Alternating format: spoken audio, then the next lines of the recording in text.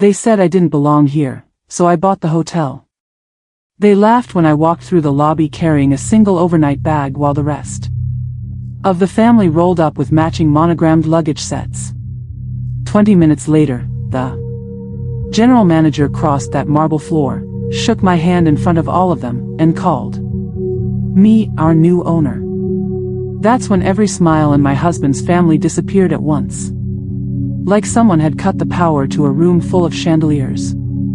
I'm going to tell you exactly how that weekend happened, from the very first insult to the very last apology. And I promise you, the ending isn't what you think. My name is Claire Bennett, well, Claire Hale now, though I've never fully gotten used to saying it. I'm 38 years old, I run a small real estate investment firm out of a converted carriage house in Charleston, South Carolina, and for 6 years, my husband's family made sure I understood, every chance they got, that I would never really be one of them. What they didn't know was that the reservation for that historic hotel wasn't the only thing with my name attached to it. I grew up about 40 minutes outside of Charleston, in a town so small the gas station doubled as the deli. My mother cleaned houses for a living, good, honest work, and my father drove a delivery truck until his knees gave out. We didn't have money, but we had dinner together every night, and nobody in my house ever made me feel small for wanting more. I put myself through community college working the night shift at a Waffle House, then transferred to a 4-year school on scholarships and grit. I got into real estate almost by accident, helping an elderly neighbor sort out a house she couldn't afford to keep, and something about the process clicked in my brain like a key turning in a lock I didn't know existed. I started small. A foreclosed duplex here. A rundown bungalow there. I learned how to see value where other people saw a mess, and slowly, patiently, over about 14 years, I built something real. Nothing flashy. No reality show. Just a woman with a laptop, a hard hat, and a stubborn refusal to quit. I met Weston Hale at a charity gala I almost didn't attend. I was there because one of my contractors donated a table and couldn't use it. Weston was there because his family's name had been on the invitation list since before he was born. He found me by the dessert table, laughing at how ridiculous the tiny forks were, and he laughed too, and for a second neither of us was performing for anybody. He was kind back then. Genuinely kind, in a way that made me forget, for a while, exactly what kind of family he came from. But that wasn't even the worst part. The first time I met his mother, Diane Hale, she looked at my shoes before she looked at my face. I remember that specifically because I'd bought those shoes on sale and I'd been proud of them that morning. Diane had a way of making an entire room feel smaller just by walking into it, chin lifted, pearls catching the light, and she greeted me with a smile so polished it could have been bought at the same store as her jewelry. "So you're the one Weston's been keeping quiet about," she said, and it wasn't a compliment. Over the years that followed, the digs came steady and small, like water dripping on stone. At Christmas, she'd mention, apropos of nothing, how important it was for a man in Weston's position to marry someone who understood the responsibilities of the family name. At Easter, she'd ask, with real concern stitched into her voice, whether my little business was still afloat. She never raised her voice. She never needed to. Diane Hale could get you with a compliment and a smile, and you wouldn't even bleed until you were alone in the car afterward. Weston's sister, Bridget, called Brit by everyone except her mother, was a different flavor of unkind. Where Diane was cold and surgical, Brit was competitive in a way that felt almost childish, constantly comparing purses, vacations, countertops. She once asked me, completely straight-faced, if I'd ever considered getting real training, instead of just flipping old houses. I told her I had an MBA. She blinked like that information didn't compute with what she'd already decided about me. And Weston's father, Robert, he wasn't cruel exactly. He was just absent in the specific way that lets cruelty happen. He'd sit in his leather chair with his bourbon, half smiling at his wife's comments, never agreeing outright, never disagreeing either. Some silences are their own kind of unkindness. I learned that lesson slowly, over years of holiday dinners. What happened next changed everything, but not yet. Not for a long time. For 6 years, I told myself it didn't matter what his family thought of me. I had my own life. My own success, quiet as it was. I had contractors who respected me, clients who trusted me, a business partner named Yolanda who'd been with me since the beginning and knew every version of me, including the one that used to cry in her car in a Waffle House parking lot at 2 in the morning wondering if any of this would ever add up to something. Weston, for his part, would apologize after every gathering. In the car, driving home, he'd exhale like he'd been holding his breath the whole visit and say something like, "I'm sorry about my mother. She means well." I stopped believing that a long time before I stopped hearing it. Then the general manager looked straight at me, though that part comes later. "Let me tell you about the invitation first." It arrived in early spring, a thick cream envelope with the Hale family crest embossed on the flap, the kind of thing that costs more per unit than most people spend on groceries in a week. Inside was a formal invitation to the Hale family reunion, held every 5 years at the same property, a historic hotel that had hosted 3 generations of Hale weddings, anniversaries, and, apparently, family reunions designed to remind everyone exactly where they stood in the family hierarchy. The hotel was called the Ash Grove, a beautifully restored 1890s property in the historic district, all wraparound porches, hand-carved moldings, and a lobby with a domed stained glass ceiling that made grown adults stop talking the first time they walked underneath it. It had been in the same family's ownership for nearly a century before financial trouble forced a sale a year earlier. Nobody in Weston's family seemed to know that. To them, it was just the place where Hale family history happened. To me, it was something else entirely, though I'll get to that. "You're coming this time," Weston said, holding the invitation like it was a summons rather than an invite. "No excuses. Mom's already asking if you'll wear something appropriate." I remember laughing, not because it was funny, but because I didn't know what else to do with a sentence like that. If only they'd stopped talking 30 seconds earlier that weekend, at any point, honestly, things might have gone differently. But they didn't. So let me tell you what happened when we arrived. We drove down on a Friday afternoon in early June, the kind of Charleston heat that sits on your shoulders like a wet towel. Weston drove his father's borrowed Mercedes because, as he put it, showing up in the Camry sends the wrong message. I didn't argue. I'd learned which battles were worth fighting a long time ago, and this wasn't one of them, not yet. The Ash Grove's driveway curved beneath a canopy of live oaks dripping Spanish moss.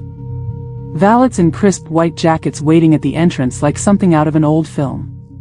Weston's cousins had already arrived in a small parade of luxury SUVs, trunks popping open to reveal matching leather luggage sets that looked like they'd been purchased specifically for the occasion.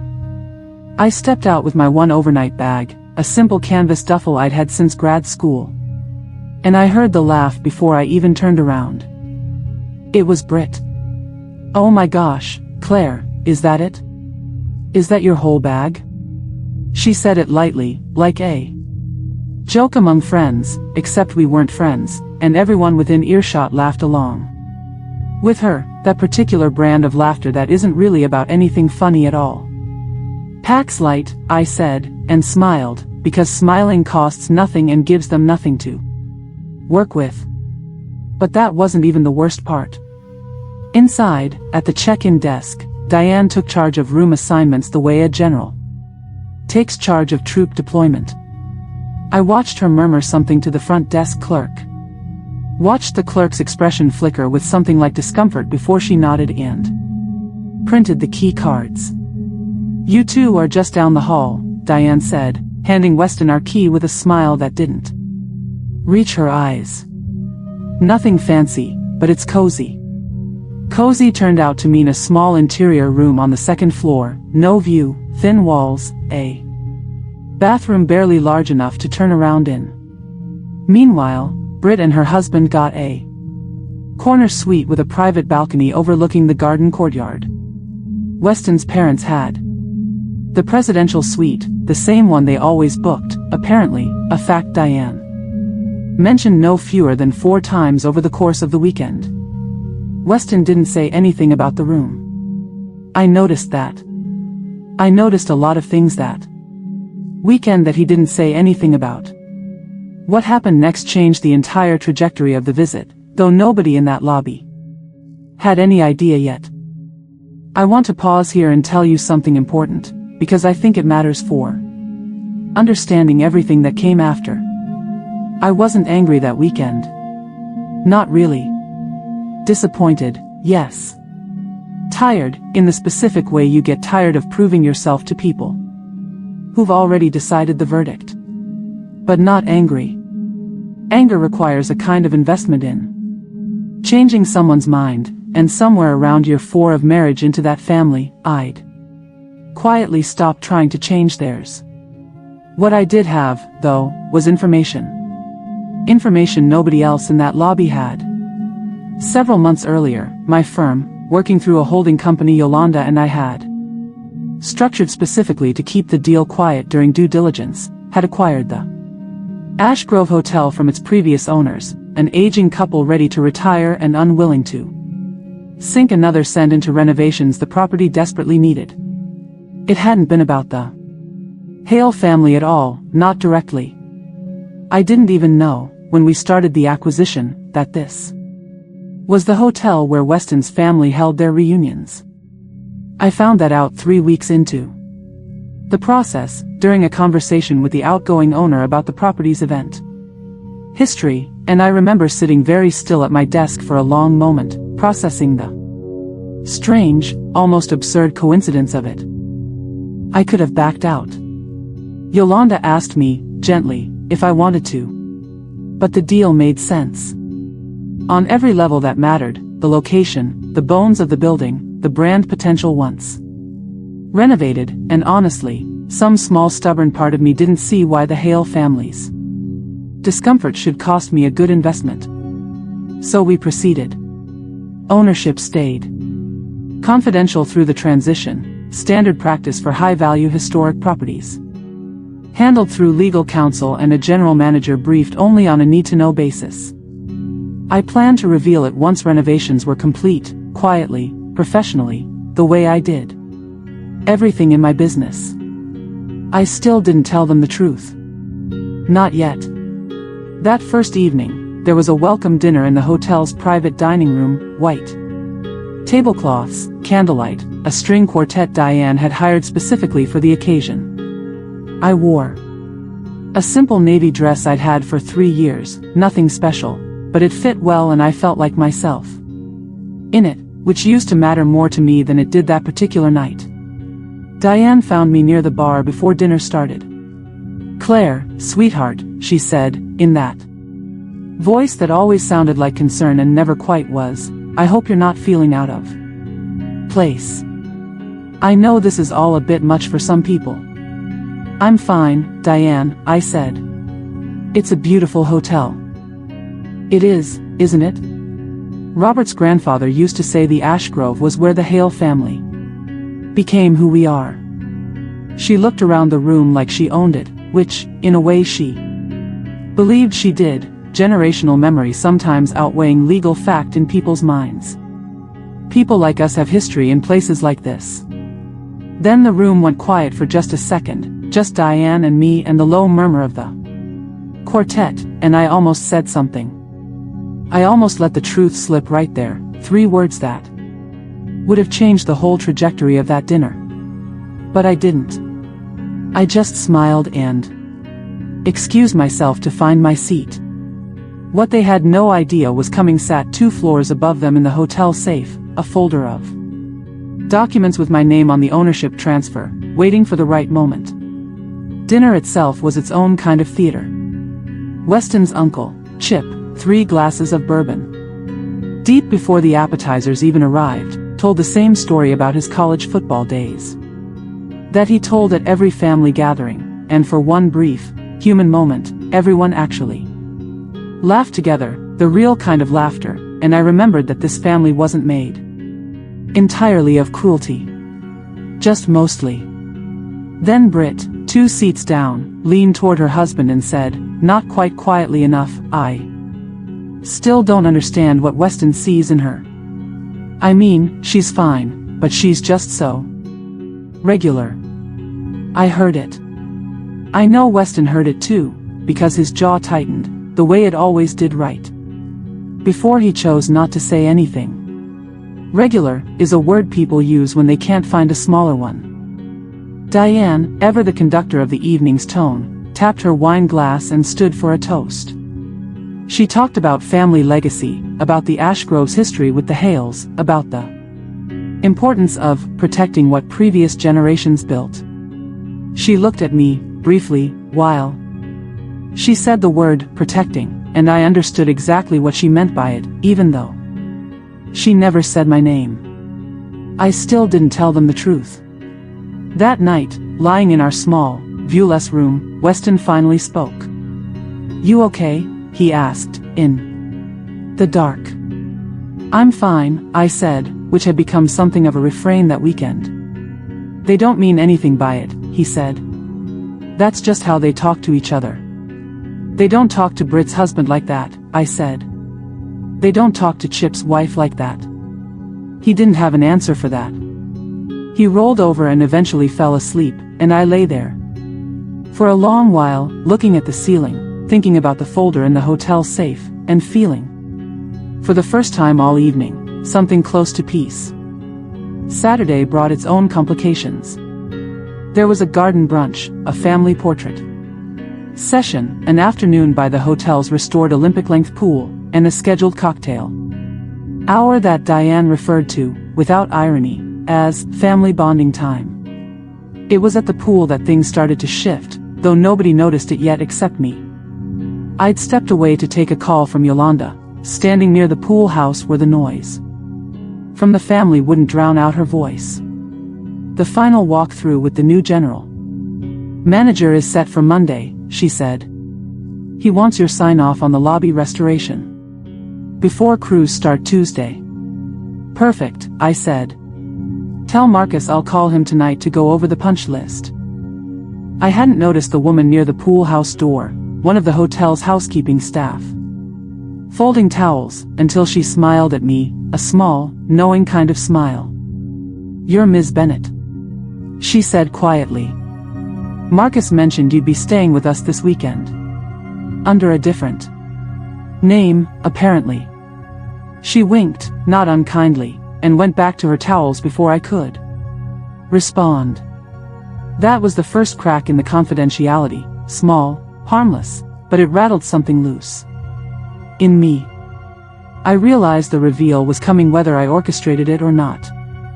If only they'd stopped talking 30 seconds earlier. I keep coming back to that thought. Because Saturday afternoon, poolside, Diane sat down beside me with a glass of white wine, and a smile sharpened to a fine point.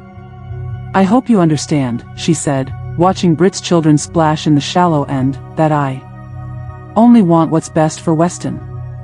And I do worry, sometimes, about financial mismatches in a marriage.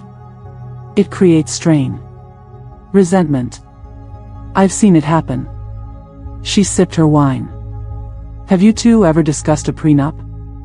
I know it's uncomfortable, but practical people talk about these things. We have one, I said evenly. Weston insisted, actually. I didn't fight it. That seemed to surprise her, though she recovered quickly. Well, Smart of you to agree, I suppose. Given the circumstances.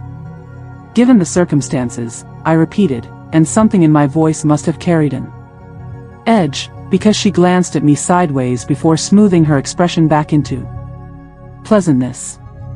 You know, she continued, I do hope you're not expecting this family to fund whatever little projects you're working on. Weston mentioned you'd taken out a rather large loan recently for a property acquisition.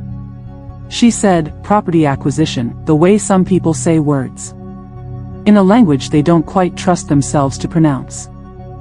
I hadn't realized Weston had mentioned the Ashgrove loan to his mother, not by name. Obviously, just as a general figure he'd seen on our joint accounts, but enough for Diane to spin an entire narrative around it, one where I was overextended, reckless, possibly even predatory. It's a good investment, I said simply. I don't need anyone's money to make it work.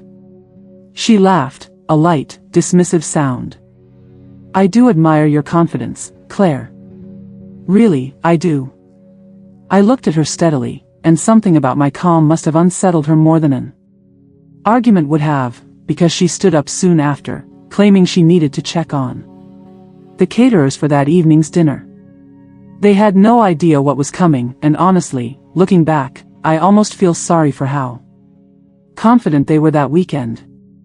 Saturday evening's dinner was the formal one, the reunion centerpiece, held in the hotel's grand dining room beneath that same stained glass dome that made everyone go quiet the first time they saw it.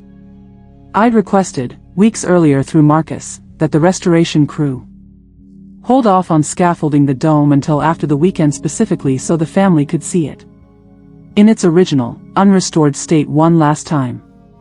A small, sentimental decision on my part that none of them would ever know I'd made. Weston wore his father's cufflinks.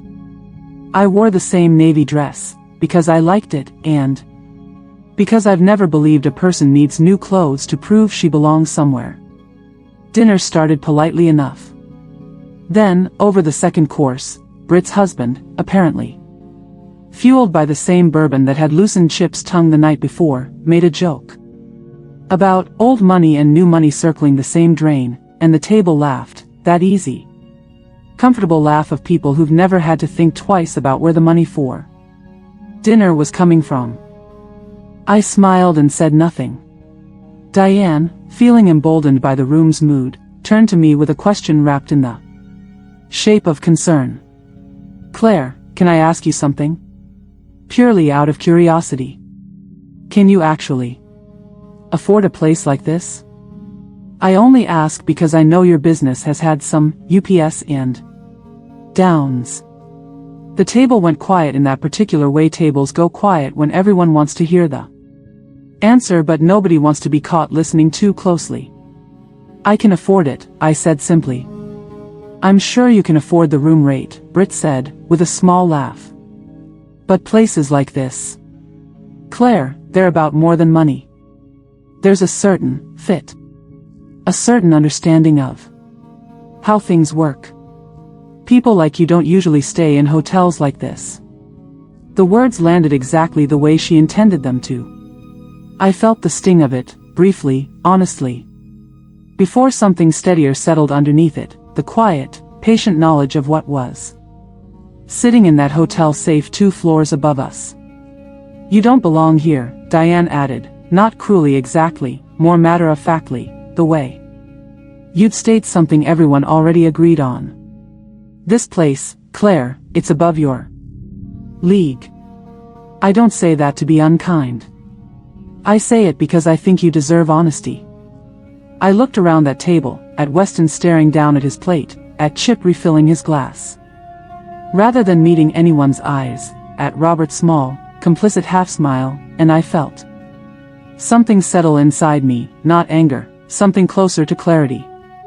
Thank you for your honesty, I said, and smiled, and reached for my water glass. That's when the general manager walked in. I want you to picture this moment exactly as it happened, because I've replayed it in my mind more times than I can count. Marcus Webb, the Ashgrove's general manager, a man in His 50s with silver hair and the kind of unshakable professional warmth that comes from decades in hospitality, crossed that dining room floor with quiet purpose, the same way he might approach any guest with an important message. Except he wasn't looking for any guest. He was looking for me. He stopped at the head of the table, near where I sat, and extended his hand with a genuine, easy smile. "Ms. Bennett, I'm so sorry to interrupt your dinner. I just wanted to personally welcome you back to the property and let you know the final restoration documents are ready for your signature whenever it's convenient this weekend." He paused, glancing briefly around the suddenly very quiet table, then added, with warm sincerity, "We're honored to finally welcome our new owner in person. The staff has been looking forward to meeting you properly for weeks." The lobby, or in this case the dining room, fell completely, utterly silent. I watched it happen in real time, the exact moment understanding rippled across every face. At that table, Brit's fork froze halfway to her mouth. Chip actually put his glass down. Robert's practiced half-smile finally cracked into something like shock. And Diane, who always had something to say, who filled every silence with a comment sharp enough to draw blood, simply stared at me with her mouth slightly open, no words arriving at all. Weston turned to me slowly, his face a landscape of confusion trying to reassemble itself into understanding. "Claire," he said quietly. "What is he talking about?" "I bought the hotel," I said simply. "About 4 months ago. It's been confidential during the renovation planning. I was going to tell you all once the work was finished." I looked around the table, at all of them, and I felt no triumph in that moment, only a strange, quiet steadiness. "I didn't do it because of any of you. I didn't even know it was your family's hotel until after we'd already started the deal. But I'm not going to pretend I'm sorry about the timing." Marcus, sensing the weight of the moment but professionally unbothered by family drama, which I imagine he'd witnessed plenty of in his career, simply nodded warmly. "Whenever you're ready, Ms. Bennett. No rush at all. Enjoy your evening."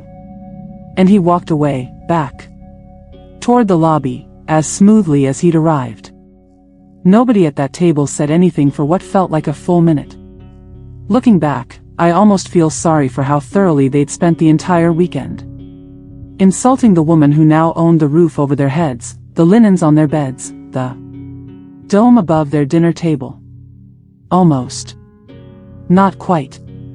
Diane recovered first, the way people like her always do, smoothing her expression back into something composed, though her hands, I noticed, trembled slightly around the stem of her wine glass. "Well," she said, her voice a shade too bright. "That's quite a surprise." "It is," I agreed. Brit, never one to sit quietly with discomfort, laughed, a nervous, brittle sound. "So wait. You're serious? You actually own this place? Like, you own it?" "I do." "But you drove down in the Camry," she said, as though this fact somehow contradicted the entire premise, as though ownership required a specific vehicle to be valid. "We drove your father's Mercedes, actually," I said gently. "But yes. Same person. Same bag, one overnight duffel and all."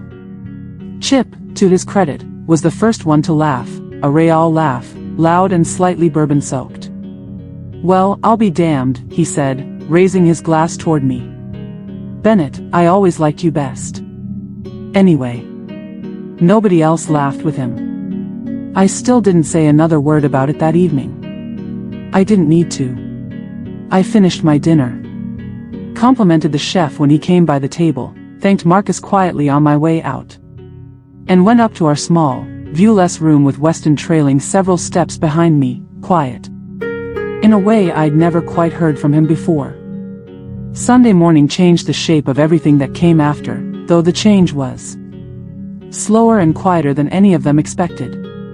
I woke early, before Weston, and walked down to the courtyard garden alone, coffee in hand. Watching the light come up gold and soft over the restored fountain the cruise had finished.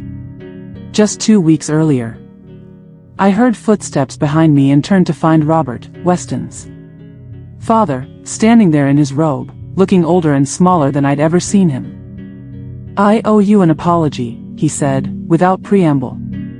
"I've sat at that table for years and let my wife say things I should have stopped. I told myself it wasn't my place. That's a coward's excuse, and I know it. I didn't say anything right away. I let the silence sit there, because some apologies need room to breathe before you respond to them. Thank you for saying that," I said eventually. He nodded, looked out at the fountain for a long moment, and said, quieter, "My grandfather built his fortune from nothing, you know. People forget that. 2 generations of comfort and suddenly everyone acts like the money's always been here, like it's some kind of birthright. Instead of something somebody worked themselves half to death to build." He looked at me directly. "You remind me more of him than anyone in this family does." That's the closest thing to a compliment Robert Hale ever gave me, and honestly, it meant more than he probably realized. Diane found me an hour later, in the hotel's small library off the main lobby, and for the first time in 6 years, she didn't lead with anything sharp. "I don't know how to do this," she admitted, sitting stiffly in the chair across from mine. "Apologizing isn't something my mother ever modeled for me, and I suppose I never learned it properly." She smoothed her skirt, an old, nervous habit I'd noticed in Weston too. I said things this weekend I shouldn't have said. I've said things for years, if I'm honest with myself. Which I don't do often enough. "Why did you, Diane? Really?" She was quiet for a long moment. "Because Weston is the only son I have left who still visits regularly. Because I was afraid if he loved someone the family didn't fully control, we'd lose him too. That's not an excuse. It's just the truth, ugly as it is." I thought about that for a while after she left. It didn't erase 6 years of small cruelties, but it gave them a shape I could finally understand, and understanding, I've found, matters more for peace than winning ever does. Weston and I didn't talk about it properly until we were driving home Sunday afternoon, the ash grove shrinking in the rearview mirror behind us. "Why didn't you tell me?" he asked, not accusingly, just tired, the way people get tired after finally seeing something they'd avoided looking at directly for a long time. "Because it wasn't about you," I said. "It was about a good investment I made on my own. With my own money, built from my own work. And because some part of me, I think, wanted to see what would happen if I let the truth arrive on its own timeline instead of using it as a shield. They've treated you terribly," he said quietly. "For years. And I let it happen. I told myself keeping the peace mattered more than defending you, and I was wrong. I'm sorry, Claire. I should have said something 100 times before this weekend forced the issue." "You should have," I agreed. I didn't say it to wound him. I said it because it was simply true. And truth, that whole weekend had taught me, tends to matter more than comfort in the long run. In the weeks that followed, I did exactly what I told the family I would do. I didn't fire a single employee at the Ash Grove, didn't cancel a single reservation the family had booked for future events, didn't make a single public statement about the ownership reveal beyond what the local business journal picked up on its own. I finished the restoration the way I'd planned it.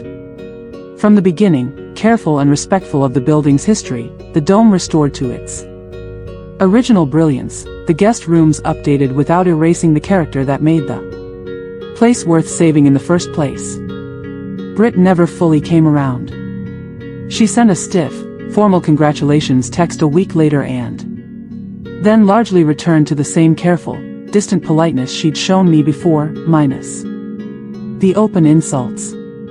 Some relationships, I've come to accept, aren't meant to deepen, only to exist without active harm, and that's its own kind of peace, even if it isn't the peace you originally hoped for. Diane surprised me. She started calling, occasionally, not often, but genuinely, asking about the renovation progress, about the business, about me, actual questions with actual interest behind them instead of veiled inspections.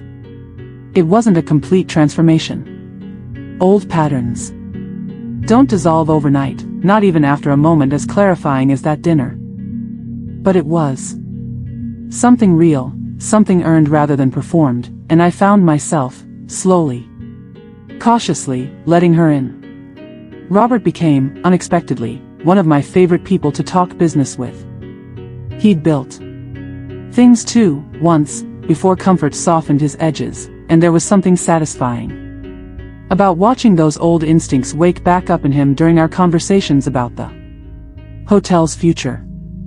Weston changed too, in quieter ways.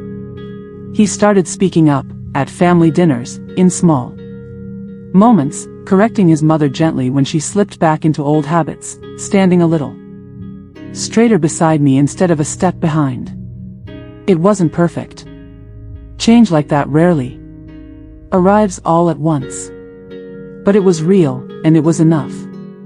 I still think about that Saturday dinner sometimes, the exact moment Marcus crossed that dining room floor, the way the whole table went silent like someone had cut the sound out of the world. I think about how easy it would have been to let that silence become something cruel, something satisfying in the way revenge is supposed to feel satisfying. I didn't want that, though. I never wanted them to fear me. I only ever wanted them to see me, and it turned out that Grace, quiet and unhurried, did more work in that direction than any confrontation ever could have. 6 months later, I walked through the Ashgrove's newly restored lobby alone, early in the morning, before the guests were awake, watching the light come through that stained glass dome and scatter color across the marble floor like something out of a dream I hadn't quite let myself have as a kid working night shifts at a Waffle House 40 minutes outside of town. I thought about my mother, who still cleans a few houses a week even though she doesn't need to anymore, because she says it keeps her hands busy. I thought about my father, retired now, who calls every Sunday just to hear about the big fancy hotel, pride thick in his voice every single time. I thought about Yolanda, who'd believed in this deal, and in me, long before anyone else had reason to. And I thought about that dining room table, all those faces, all those small cruelties that had once made me feel like I'd never quite measure up to whatever invisible standard they'd set for belonging. I didn't buy the Ashgrove to prove anything to them. I want to be honest about that, even now. I bought it because it was a good building with good bones and real potential, because I saw value where other people saw a fading old property ready to be forgotten. But I won't pretend there wasn't something quietly, deeply satisfying about standing in that lobby, owning every beautiful inch of it, remembering the exact sound of Brit's laugh when she saw my one small overnight bag. They said I didn't belong here. Turns out, I was the only one who ever really did.